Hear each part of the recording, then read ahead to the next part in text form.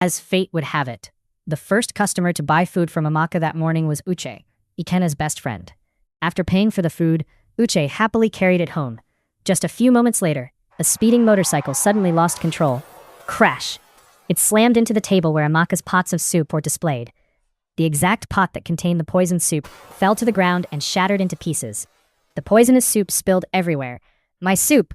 Amaka cried helplessly. Villagers rushed over to help her clean the mess. Since the soup had spilled, Amaka hurried back home and quickly prepared another fresh pot of soup before returning to the market. Meanwhile, Uche arrived home, carrying the food he had bought.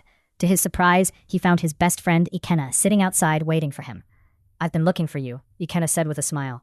"You came at the perfect time," Uche replied happily. "I bought food from the market. Let's eat together." He handed the food container to Ikena. "Go ahead and start eating while I quickly bring some water." Feeling very hungry, Ikena opened the food container and began to eat. Moments later, he suddenly grabbed his stomach and shouted.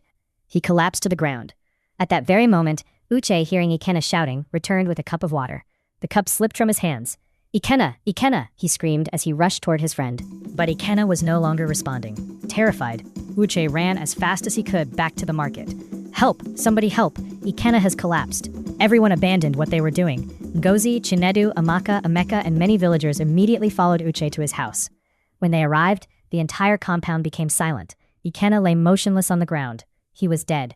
Ngozi let out a heartbreaking scream, "My son, my only son," crying uncontrollably. Chinedu knelt beside his son and cried bitterly. "My son, my only child." Trembling with fear, Uche finally spoke. "Auntie Ngozi, I bought the food from Amaka's buka. I only went inside to bring water." Immediately, every eye turned toward Amaka. The villagers glared at her with anger. "You poisoned the food. You killed the boy." Amaka burst into tears. "I swear before God, I know nothing about this." Suddenly, Ngozi remembered the poison she had secretly poured into Amaka's soup earlier that morning. Her body became weak. The terrible truth struck her like lightning. She collapsed to her knees. "I have killed my own son." The villagers stood in complete shock. Just then, an elderly palm wine tapper stepped forward and pointed at Ngozi. "I saw her," he shouted. "This morning, before that motorcycle crashed into the table, I saw Ngozi secretly pouring something into Amaka's pot of soup. I didn't know it was poison." The entire village gasped. Everyone stared at Ngozi in disbelief.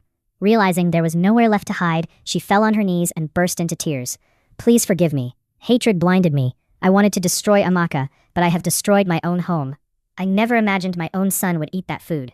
The villagers were speechless. Without wasting any time, they called the police. Within a short while, the police arrived and arrested Ngozi. As she was led away, she continued crying and begging for forgiveness. Watching the tragedy unfold, Chinedu and Emeka were completely heartbroken. They realized that envy, hatred, and pride had destroyed the love that once united their family. The two brothers embraced each other tightly, weeping as they forgave one another. From that day onward, they promised never again to allow jealousy or anyone else to come between them. Months later, peace finally returned to the family compound. Not long afterward, God blessed Amaka with a beautiful child of her own.